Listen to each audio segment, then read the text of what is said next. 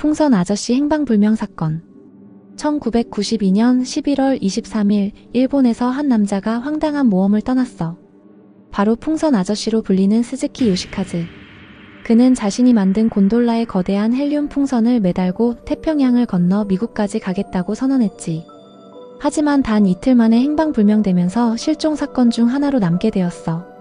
스즈키 요시카즈는 1940년 도쿄에서 태어나 피아노 조율사 가문에서 자랐어.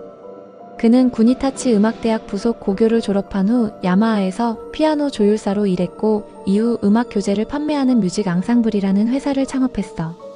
하지만 사업은 잘 되지 않았고 결국 1990년 5억엔의 빚을 떠안으며 파산했지. 그러던 중 스즈키는 황당한 아이디어를 떠올렸어. 헬륨 풍선을 이용해 하늘을 날아 미국으로 가겠다는 계획이었지.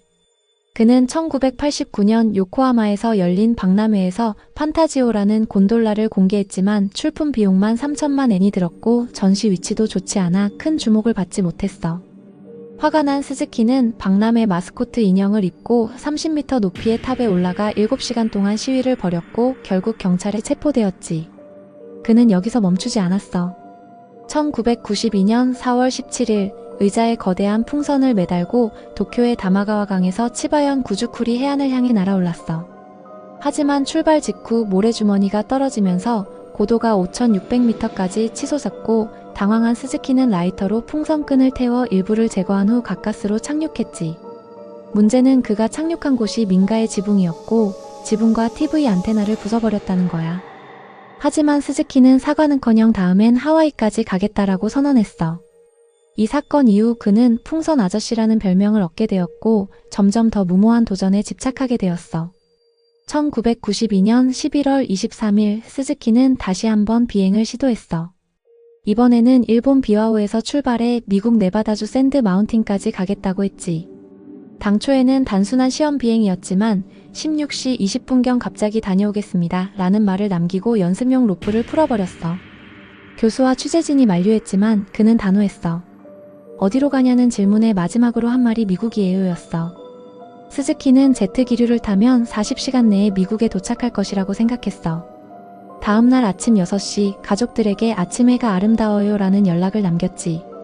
하지만 이후부터 상황이 급변했어. 자정부터 SOS 신호가 포착되었고 해상보안청의 수색기가 출동했어.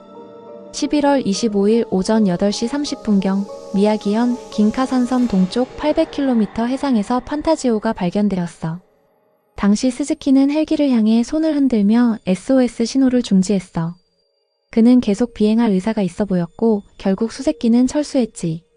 하지만 그게 마지막이었어. 약 3시간 후 판타지오는 구름 속으로 사라졌고 다시는 발견되지 않았어.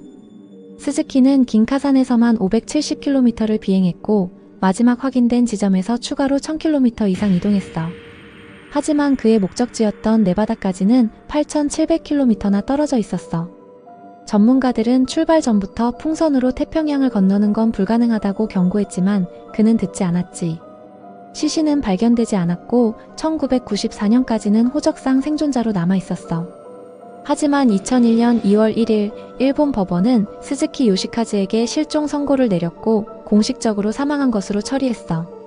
스즈키가 탑승한 판타지오는 6m짜리 비닐 풍선 4개와 3m짜리 풍선 20개로 구성되었어. 곤돌라는 약 2m 크기로 전나무를 사용해 제작했지만 제작자는 곤돌라 전문가가 아니었고 풍선을 만든 회사에서도 이 풍선은 사람을 태울 수 없다고 경고했어. 심지어 출발 전에 일부 풍선이 찢어져서 테이프로 급하게 보수까지 했지. 그는 산소 마스크, 일주일치 식량, 낙하산, 지도, 해난 구조 신호기, 방한복 등 나름대로 준비를 철저히 했어. 하지만 무전면허가 없어 무전기를 챙기지 않았고 고독의 사용법도 제대로 몰랐어. 풍선 아저씨의 모험은 사람들에게 황당한 도전으로 회자되었지만 그의 가족에게는 비극이었어. 특히 아내였던 이시즈카 유키코는 그의 빚을 떠안고 힘겨운 삶을 살았어. 2006년 기준으로 여전히 빚을 갚고 있었으며 결국 2016년 포르투갈인과 재혼했지만 2017년 담관함으로 세상을 떠났어. 스즈키 요시카즈의 이야기는 일본에서 전설이 되었어. 1995년에는 록 밴드 래피슈가 그의 이야기를 담은 노래를 발표했고 1997년에는 연극으로도 만들어졌어. 2001년 야구선수 스즈키 이치로가 국민영 예상을 거절했을 때 개그맨 비트 다케시는 풍선 아저씨에게 주는 게 더 낫겠다라고 농담하기도 했지. 그의 이야기는 이후 여러 매체에서 다뤄졌고 영화업에서도 비슷한 설정이 등장했어. 심지어 포켓몬 둥실라이드의 도감 설명도 풍선 아저씨 사건을 패러디한 거라고 알려져 있어. 하지만 아무리 전설이 되었다고 해도 이 사건은 단순한 모험이 아니었어. 한 남자의 무모한 도전과 그로 인해 남겨진 가족들의 고통을 돌아보면 풍선 아저씨의 이야기는 그리 가볍지만은 않은 비극이었어.